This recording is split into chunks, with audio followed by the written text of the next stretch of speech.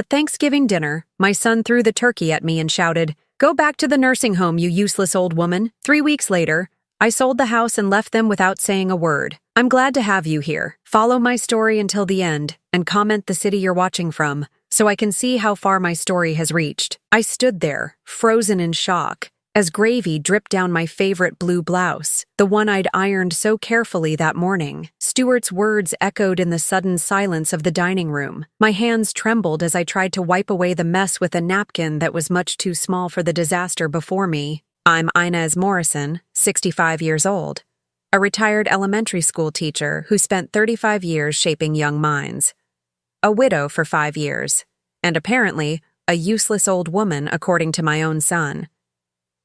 The Thanksgiving dinner had been perfect until that moment. I'd spent 3 days preparing everything, baking pumpkin and pecan pies from scratch, hand-rolling the dough for my famous cranberry tarts, and roasting a 20-pound turkey to golden perfection. My dining room table gleamed with my late mother's china and crystal glasses that I only used for special occasions. Stuart had been drinking since he arrived with Jennifer, his wife of 15 years. I noticed the slight sway in his walk, the too loud laugh, but I said nothing. I never said anything about his drinking, not since the Christmas 5 years ago when he told me to stop nagging him about it. "Mom, when are you going to sell this ridiculous house?" Stuart had asked suddenly, halfway through the meal. "It's way too big for just you." "I'm not planning to sell," I replied quietly, passing the mashed potatoes to my granddaughter Lily. "This is my home." "It's impractical," Jennifer chimed in, her voice sweet but her eyes cold. "Think of the maintenance, the property taxes. At your age, you should be downsizing." "At my age?" I repeated, feeling a familiar tightness in my chest. "I'm only 65, not 95. Stuart snorted. "You can barely take care of yourself. Last week you couldn't even remember where you put your glasses." "They were on my head," I admitted with a small laugh, trying to lighten the mood. "That happens to everyone." "Not to everyone," Jennifer said. "Just people who should consider assisted living options." I set down my fork, my appetite suddenly gone. "I'm not going to any nursing home. I'm perfectly capable of living independently. For now," Stuart muttered. "But let's be realistic. Dad left you this house, but he didn't leave you the means to maintain it forever. Your teacher's pension isn't going to cover everything indefinitely." That wasn't true. Robert had left me quite comfortable, with investments that Stuart knew nothing about, but I didn't mention that. I never discussed my finances with Stuart because money seemed to be the only thing he truly cared about. "I was thinking," I said instead, trying to change the subject, "maybe we could all go see the Christmas lights in the park next weekend. They're doing a special display this year." "Christmas lights?" Stuart laughed sharply. "Mom, are you even listening? We're talking about your future here. Our future. This house is the only real asset you have. My future is not up for discussion at Thanksgiving dinner," I said firmly. "Now, who wants more cranberry sauce?" That's when it happened. Stuart's face turned an alarming shade of red. He stood up so quickly his chair fell backward with a crash that made everyone jump. Before I could react, he grabbed the platter with what remained of the turkey and hurled it at me. "Go back to the nursing home, you useless old woman," he shouted, his voice slurring slightly. "You're nothing but a burden to everyone." The turkey hit me square in the chest, sending gravy, stuffing, and meat sliding down my blouse onto my lap. The china platter clattered to the floor, miraculously not breaking. Silence fell over the table. My grandchildren, Lily and Max, stared wide-eyed, forks suspended in midair. Jennifer didn't look shocked. She looked amused, the corner of her mouth twitching upward. No one moved to help me. No one said a word against Stuart. With as much dignity as I could muster, I stood up slowly, napkin clutched in my trembling hand. "Excuse me," I whispered, my voice barely audible. "I need to change." As I walked away, I heard Jennifer say softly, "See? She can't even handle a little family discussion without falling apart." In the sanctuary of my bedroom, I peeled off the ruined blouse and sat on the edge of my bed. I didn't cry. Tears wouldn't come. Instead, a strange calm settled over me, like the eye of a hurricane. I changed into a clean sweater, washed my face, and returned to the dining room. They were all eating again as if nothing had happened. Stuart had refilled his wine glass. Jennifer was checking her phone under the table. Only my grandchildren looked uncomfortable, avoiding my eyes. I sat down and picked up my fork. "Who wants dessert?" I asked with a smile that didn't reach my eyes. That night, after everyone left, I stood in my kitchen surrounded by dirty dishes and leftover food. The house felt emptier than it ever had, even in the 5 years since Robert died. I picked up a framed photo of Stuart as a little boy, gap-toothed and smiling in my arms. "What happened to you?" I whispered to the image of my son. "When did you start seeing me as nothing but a house and a bank account?" I didn't know the answers, but I did know one thing. Something had broken inside me today. Something that couldn't be fixed with polite smiles and pretending. For the first time in my life, I felt a cold, hard resolve forming in my heart. I would never allow myself to be humiliated like that again. Not by my own son, not by anyone. A week after the Thanksgiving disaster, I was still moving through my days in a fog of disbelief. The memory of turkey gravy dripping down my blouse as Stuart's words rang in my ears kept replaying in my mind. I'd barely slept, barely eaten. The betrayal cut deeper than I wanted to admit. That Tuesday afternoon, I was dusting the living room bookshelves when I heard the front door open. I wasn't expecting anyone, but Stuart had a key, one I'd given him years ago for emergencies. I tensed, not ready to face him yet. But instead of coming to find me, I heard him and Jennifer speaking in hushed tones in the foyer. "I don't think she's home," Jennifer said. "Her car's gone. My car was in the shop for routine maintenance. My neighbor had dropped me off after we had lunch together." "Good," Stuart replied. "I need to check something in Dad's old office anyway." I froze, duster in hand, hidden from their view by the wall separating the living room from the entryway. My heart pounded as I heard them moving toward Robert's study, which I'd kept largely untouched since his death. It was my private sanctuary now, filled with his books and the lingering scent of his pipe tobacco. Silently, I moved closer to the hallway, keeping out of sight. Their voices drifted clearly from the study, unaware of my presence. "The sooner we get her into Cedar Grove, the better," Jennifer was saying. "My cousin says they have an opening next month in their assisted living wing."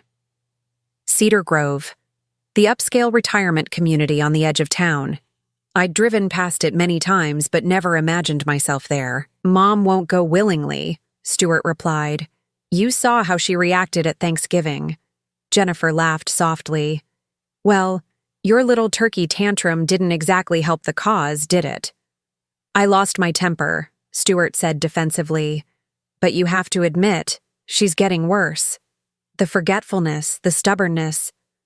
We just need to document the incidents," Jennifer said in a practical tone that chilled me. "Dr. Campbell is on board to help evaluate her. Once we establish diminished capacity, the power of attorney kicks in." I had to press my hand against the wall to steady myself. Power of attorney?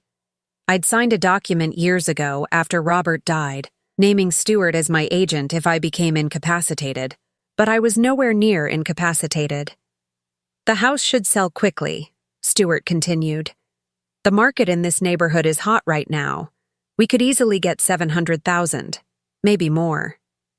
And once we pay for the Cedar Grove entrance fee and set aside enough to cover her monthly care, the rest is ours," Jennifer added. "We could finally renovate our kitchen and take that European vacation." My knees nearly buckled. They weren't concerned about my welfare. They wanted my house, my home of 40 years, to fund their kitchen renovation and European vacation. "What about her pension?" Jennifer asked. "It's decent for a teacher," Stuart replied. "About $4,000 a month. Not enough to maintain this place, but more than enough for her basic needs at Cedar Grove. The excess can go toward Max's college fund." I bit my lip to keep from making a sound. They had my entire future mapped out without any input from me. A tiny room at Cedar Grove while they remodeled their kitchen with the proceeds from selling my home. "We should start moving some of the valuable stuff out gradually," Jennifer suggested. "The silver, the antiques, she probably won't even notice." "Next week," Stuart agreed. "I'll tell her I'm taking some things to be appraised for insurance purposes." I'd heard enough. Moving with a stealth I didn't know I possessed, I retreated to the kitchen at the back of the house. My hands shook as I filled the kettle and set it on the stove, trying to process what I'd just overheard. 20 minutes later, I heard them preparing to leave. I switched on the radio to signal my presence, and Stuart appeared in the kitchen doorway, startled. "Mom, I didn't know you were home. Where's your car?" "In the shop," I said calmly, stirring my tea. "Jane dropped me off after lunch."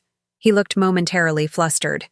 "We just stopped by to check if you needed anything." "How thoughtful," I replied, meeting his eyes steadily. "I'm fine. Thank you."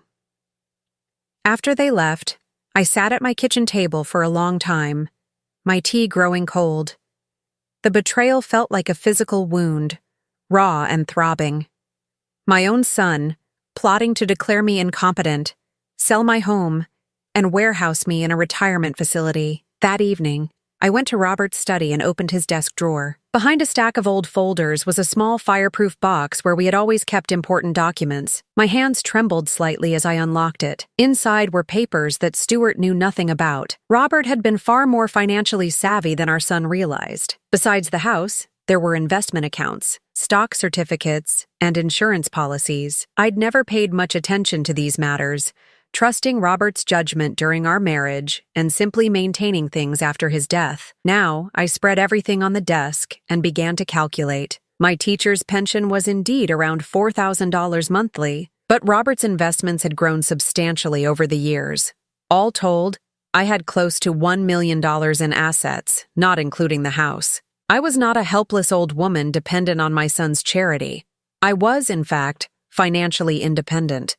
The next morning, I called my bank and made an appointment with their financial advisor.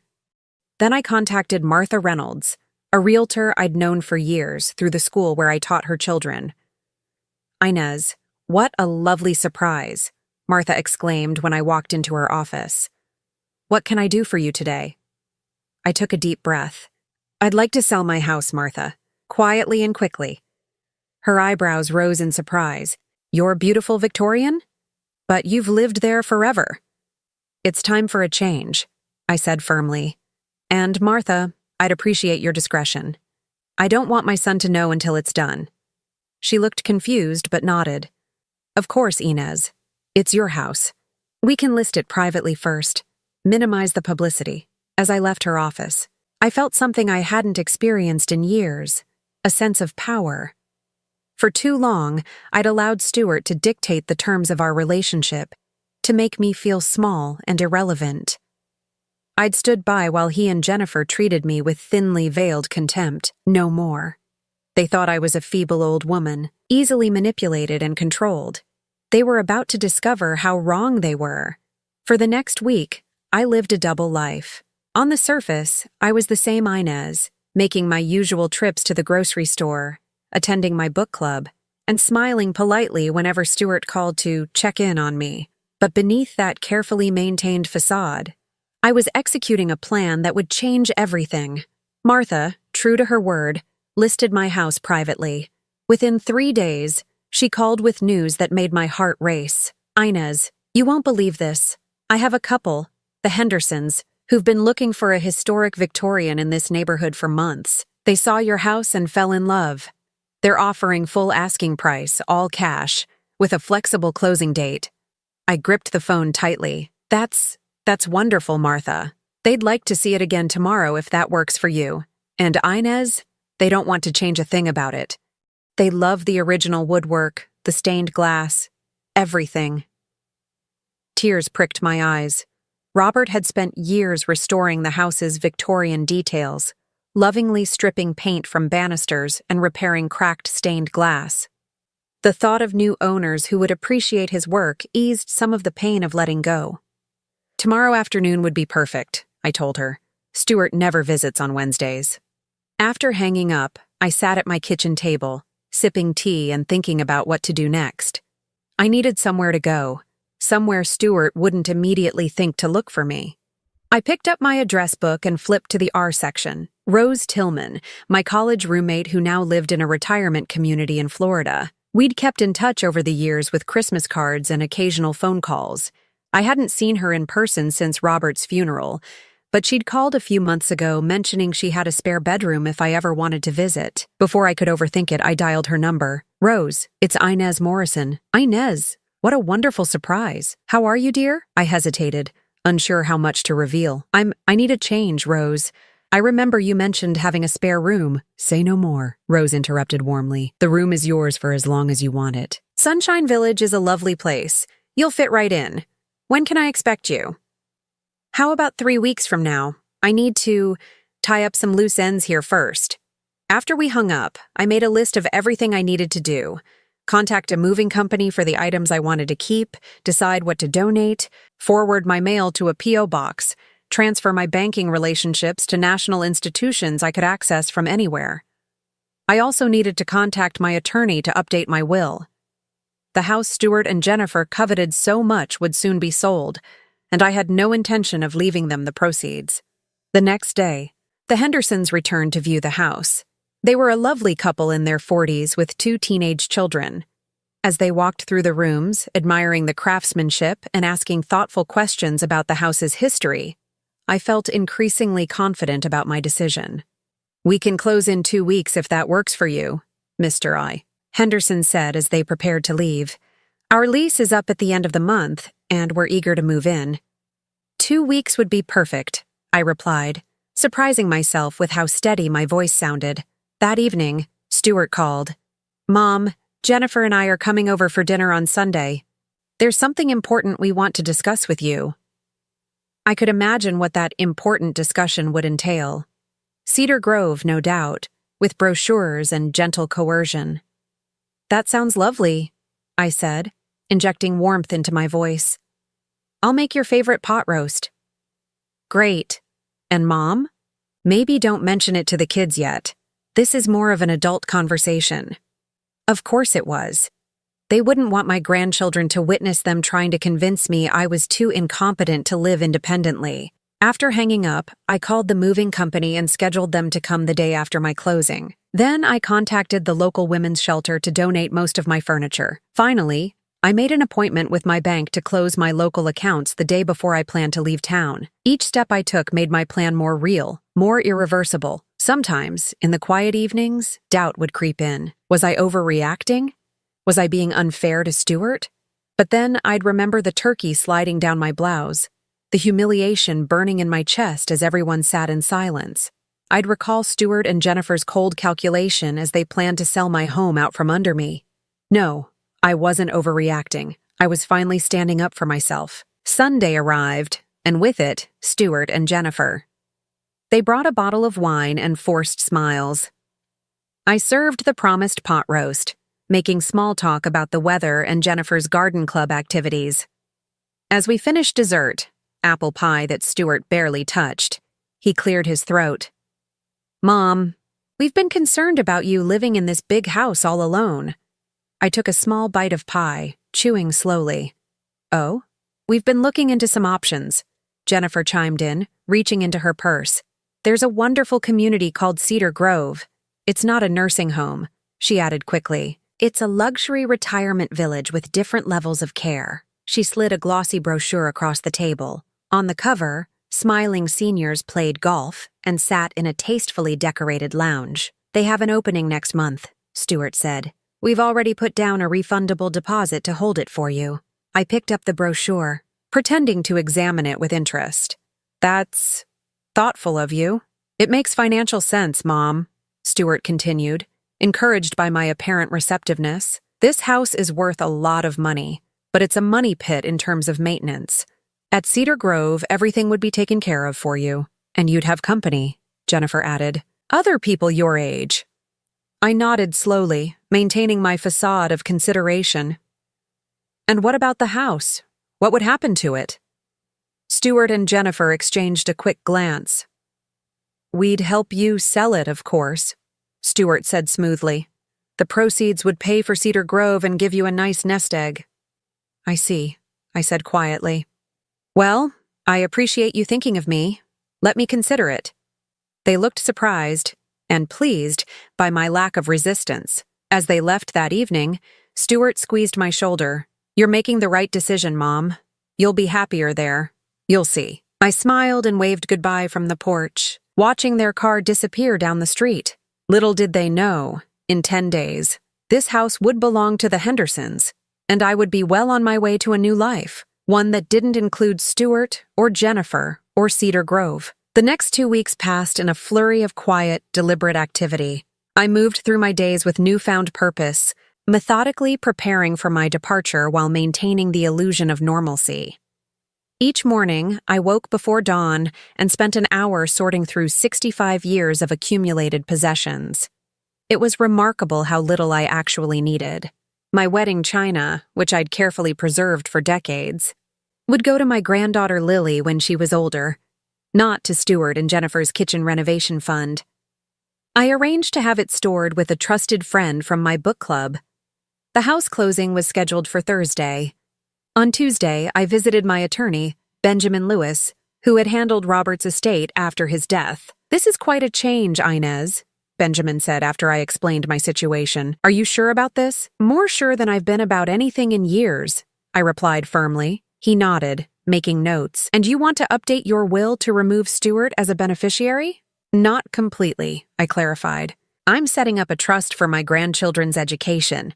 But Stuart and Jennifer will no longer be primary beneficiaries. Yes." Benjamin looked up from his notepad, his expression serious. "You know they could contest this, claiming you're not of sound mind." I smiled thinly. "That's why I'd like you to arrange for an independent psychological evaluation. Today, if possible." By Wednesday evening, I had a notarized letter from a respected geriatric psychiatrist confirming my mental competence. My will was updated, the house closing was set for the next morning, and most of my personal items were either packed for Florida, arranged for donation, or designated for storage. I wandered through the rooms of my home one last time, running my fingers along the familiar wallpaper, remembering the life Robert and I had built here. The Christmas mornings when Stuart was young, opening presents by the fireplace, the dinner parties with friends, laughter echoing through the dining room, Robert's last days in our bedroom upstairs, holding my hand as we said goodbye. In the master bedroom, I opened my jewelry box and took out the locket Robert had given me on our first anniversary. Inside was a tiny photo of us, young and smiling. I clasped it around my neck, a reminder of happier times. Downstairs in Robert's study, I unlocked his desk drawer and removed a small leather book, his journal. I'd found it after his death, but had never read it, feeling it was too private. Now, sitting in his chair, I opened it to a random page. October 15th, 1995. Stuart brought home another failing grade today. Inez spent hours helping him with his homework while I was at the office. She has infinite patience with him, more than I could ever muster. I worry about the boy. At 16, he shows little ambition beyond what benefits him immediately. Inez says he'll grow out of it, but I see a selfishness in him that troubles me deeply. I flipped forward several years. June 3rd, 2005. Stuart and Jennifer announced they're buying a house far beyond their means. He hinted, not subtly, that he expects us to help with the down payment. Inez wants to give them the money. "It's what parents do," she says. "But I wonder if we're enabling behavior that will only get worse." I agreed to the loan, but I've documented it properly, despite Inez thinking that unnecessary. Stuart needs to learn financial responsibility sometime. A lump formed in my throat. Robert had seen what I'd been blind to. Stuart's sense of entitlement, his expectation that we would always bail him out. I closed the journal and placed it in my suitcase. Some truths are hard to face, but necessary. Thursday morning dawned bright and clear. I dressed carefully in a blue suit I'd had for years, but rarely wore. It seemed appropriate for signing away the home I'd lived in for 4 decades. The closing went smoothly. The Hendersons were excited. The lawyers efficient. When it was done, Mrs. Henderson handed me a sealed envelope. "We wanted you to have this," she said warmly. "A small token of our appreciation for entrusting us with your beautiful home." Inside was a handwritten note thanking me for the house and promising to cherish it as we had, along with a gift certificate for a local nursery. "For your next garden, wherever it may be," the note read. I returned to the house, no longer my house, to finish my final preparations. The moving company would arrive in the morning for the few pieces of furniture and boxes I was taking with me. A small rental car waited in the driveway. packed with my immediate necessities for the drive to Florida. As I was checking the closets one last time, my phone rang. Stuart. Mom, I was thinking of stopping by tonight. Maybe we could discuss the Cedar Grove situation some more? I kept my voice light. I'm afraid tonight's not good, dear. My book club is meeting late. How about Sunday dinner instead? Perfect, he said, sounding pleased. Jennifer found some great resources about transitioning to retirement living. We'll bring those along. That sounds lovely, I replied. I'll see you Sunday at 5. After hanging up, I looked around the emptying house. By Sunday at 5, I would be halfway to Florida, and Stuart would be standing on the Hendersons' porch, facing the consequences of his actions for perhaps the first time in his adult life. That evening, I walked through each room one final time, saying my silent goodbyes. In the kitchen, where I'd prepared thousands of family meals. In the living room, where we'd celebrated birthdays and Christmases. In the bedroom, where Robert and I had shared our most intimate moments. I wasn't just leaving a house, I was leaving a lifetime of memories. But I wasn't leaving them behind. I was taking the best parts with me.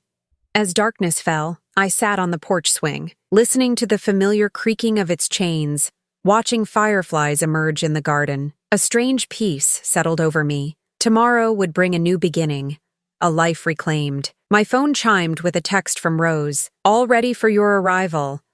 Weather is beautiful here. Can't wait to see you. I smiled and texted back, looking forward to it. We'll call when I'm on the road. I had told no one else about my plans.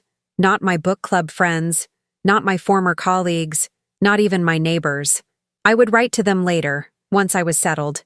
But for now, my departure would be as quiet as Stuart and Jennifer's plans for me had been. The night grew chilly, and I went inside to make a final cup of tea in the kitchen that would soon belong to another family.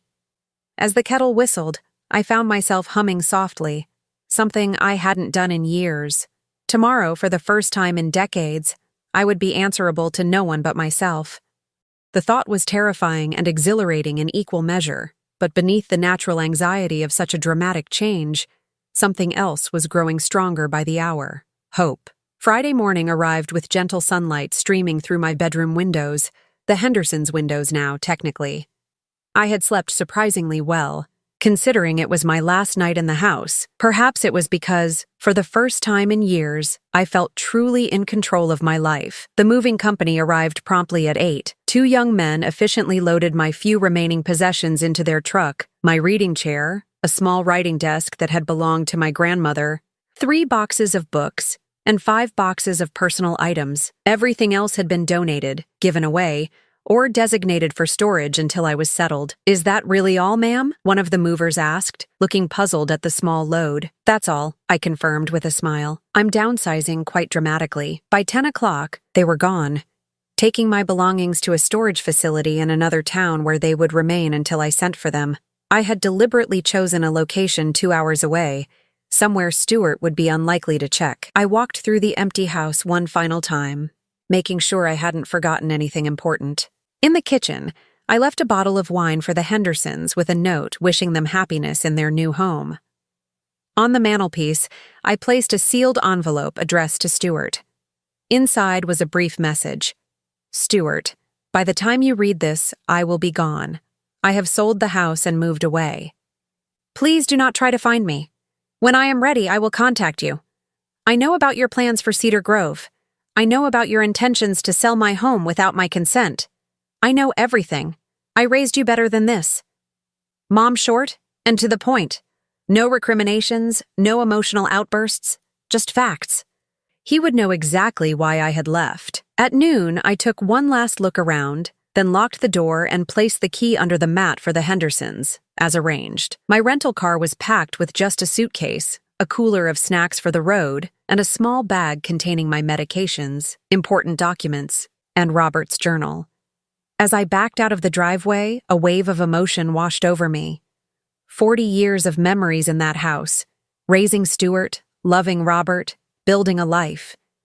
But the house wasn't my life anymore.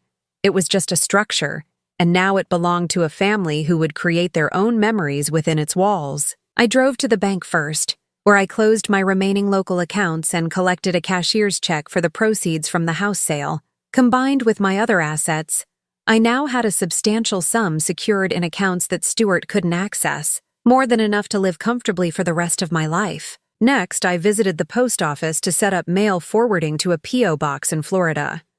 The postal clerk smiled as she processed my request. "Moving somewhere warm for retirement?" she asked conversationally. "Something like that," I replied, not elaborating. My last stop was the cemetery where Robert was buried. I hadn't told him about my plans, which seemed strange even to me. For 5 years, I'd visited his grave regularly, talking to him about my day, my worries, my small triumphs. He had been my confidant in life, and I'd continued the habit after his death.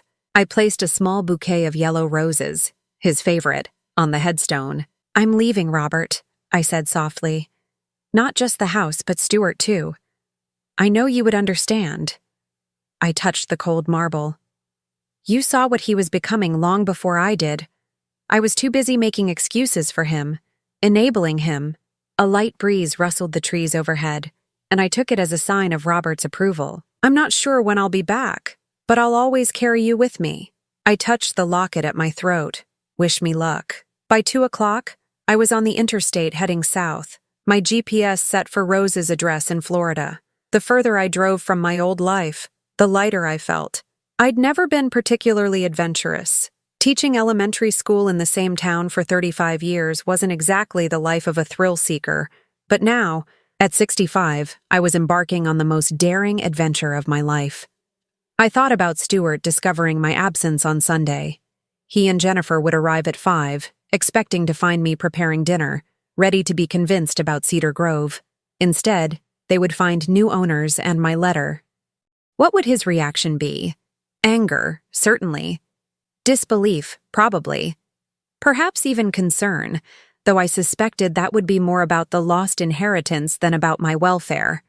I pushed the thoughts away. Stuart's feelings were no longer my primary concern. For decades, I had prioritized his needs, his wants, his convenience. I had shaped my life around being available for him, even as he grew increasingly dismissive of me. That chapter was closed. I stopped for the night at a modest hotel in Virginia. After checking in, I called Rose to update her on my progress. "I'm about halfway there," I told her. "Should arrive sometime tomorrow evening if traffic cooperates." "I can't wait to see you," Rose said warmly. "I've made up the guest room, and there's a welcome dinner planned with some neighbors. You're going to love it here, Inez." "I'm sure I will," I replied, surprised at how much I meant it. After hanging up, I sat on the edge of the hotel bed, suddenly overwhelmed by the enormity of what I'd done. I'd left my home, my community, my entire life behind. I was driving toward an uncertain future in a place where I knew exactly one person. For a moment, doubt crept in. Was I being reckless? Should I have confronted Stuart instead of disappearing? Was I running away rather than standing my ground? I took out Robert's journal and opened it to an entry I'd discovered during my packing. May 10th, 2010. Inez gives too much of herself, always has, to her students, to the community, to Stuart. Everyone takes, and she keeps giving. I worry what will happen to her when I'm gone. Who will look after her interests when she's too busy looking after everyone else's? I closed the journal, a sense of resolve replacing my doubts. I wasn't running away. I was finally, after all these years, putting myself first. Robert would have approved. Sunday arrived, and at precisely 5 o'clock I checked my watch, imagining the scene unfolding hundreds of miles away. Stuart and Jennifer pulling into the driveway, perhaps noticing the different car parked there but not thinking much of it. Stuart using his key, only to find it doesn't work in the lock anymore. Their confusion when strangers answer the door. The shock when they're handed my letter. By now, Stuart would be reading my words, finally understanding that his carefully laid plans had backfired spectacularly. The house he coveted was sold. The mother he'd dismissed as useless and incompetent had outmaneuvered him completely. As I drove the final stretch toward my new life in Florida, I felt no malice toward my son. only a profound sadness for what our relationship had become. But beneath that sadness was something stronger, a fierce determination to reclaim my remaining years, to live them on my own terms. 3 weeks after Thanksgiving dinner, I had sold my house and disappeared without a trace. Stuart had thrown the turkey at me and called me useless. Now, he would learn just how capable I truly was. 1 year later, I sat on the balcony of my condominium, watching the Florida sunset paint the sky in brilliant oranges and pinks. A glass of iced tea sweated on the small table beside me, and a gentle breeze carried the scent of jasmine from the garden below. This had become my favorite time of day, a moment of quiet reflection before joining friends for dinner or an evening activity. My life in Sunshine Village had taken shape more beautifully than I could have imagined. Within weeks of arriving, I had made friends, joined the community chorus, and started volunteering at the local elementary school, helping children with reading difficulties. My background as a teacher made me a natural fit, and working with young minds again brought unexpected joy to my days. My condo was smaller than my old Victorian, but it was mine, purchased outright with a portion of the proceeds from the house sale. The rest remained carefully invested, ensuring my financial independence for whatever years I had left. Rose had been right. I did love it here. The community was vibrant, filled with active seniors who defied every stereotype Stuart and Jennifer had tried to impose on me. We took classes together, organized outings to museums and concerts, and gathered for weekly movie nights in the community center. I had even started dating, something I never expected at 66. Arthur Williams, a retired history professor with kind eyes and a quick wit, had asked me to dinner 6 months after I arrived. Our relationship had developed slowly, companionably, built on mutual respect and shared interests. Last week, he'd taken me sailing on his small boat, and we'd stayed out until sunset, talking about books and travel and second chances. My phone buzzed with a text from Arthur. Still on for dinner at 7? Made reservations at that new Italian place. I smiled and replied affirmatively, then set my phone down, letting my thoughts drift back to the past year. Stuart had tried to find me, of course. The day after my departure, my phone had exploded with calls and messages, alternating between anger, confusion, and false concern. Mom, what the hell? Where are you? You can't just sell the house like that. That was my inheritance. Mom, we're worried about you. This erratic behavior proves you need help. I hadn't responded to any of them. Instead, I had blocked his number and Jennifer's, changed my email address, and asked Rose to screen any calls to her home. I wasn't hiding exactly. I had simply chosen to step away from a toxic relationship. Stuart had eventually discovered my new location through Martha, the realtor, who innocently mentioned Florida when he confronted her about the house sale. Within 2 months of my departure, he had appeared at Sunshine Village, demanding to see me. The community had a security gate, but Stuart had somehow talked his way past the guard. I was returning from a walk when I saw him standing in the lobby of my building, his face flushed with anger. "Do you have any idea what you've done?" he'd shouted when he spotted me. "You sold our family home without even telling me. You disappeared without a word." Several of my neighbors had stopped to stare, including Arthur, who had stepped protectively to my side. "Is everything all right, Inez?" Arthur had asked quietly. I had nodded, then faced my son calmly. "Stuart, I left you a letter explaining my decision." "A letter?" he'd sputtered. "A 3-sentence letter after abandoning your family? After destroying our plans?" "Your plans," I had corrected him gently. "Plans you made without consulting me. Plans to declare me incompetent and take control of my assets." His face had paled. "That's not—" "Please don't lie to me, Stuart. I overheard you and Jennifer discussing it in your father's study. Cedar Grove, power of attorney, selling my house to renovate your kitchen." Arthur's eyebrows had risen, but he'd remained silent beside me. Stuart had glanced around, suddenly aware of our audience. "Can we talk somewhere private?" he'd asked, his voice lower. I had considered refusing, but decided closure might be valuable, for both of us. I'd led him to a small community garden where we could talk privately, but still in public view. "What you did was cruel," Stuart had begun once we were seated on a bench. Disappearing like that. Do you know how worried we were? Were you worried, Stuart? Or just angry that your plans fell apart? He'd looked away, unable to meet my eyes. You don't understand. We were trying to help you. By declaring me incompetent? By taking my home? By putting me in a facility against my will? Cedar Grove is a nice place, he'd protested weakly. And you're getting older. Living alone isn't practical. I had studied my son's face, searching for the little boy I'd raised. The child who once brought me dandelion bouquets and handmade Mother's Day cards. Somewhere along the way, that child had disappeared, replaced by a man who saw me as a resource to be managed rather than a person to be respected. Stuart, I had said finally, I'm not moving to Cedar Grove or anywhere else you choose for me. I'm living here, among friends, building a life I enjoy. I'm financially secure and mentally competent, as verified by a geriatric psychiatrist whose evaluation is on file with my attorney. His expression had hardened. And what about us? Your family? My grandchildren are welcome to visit any time.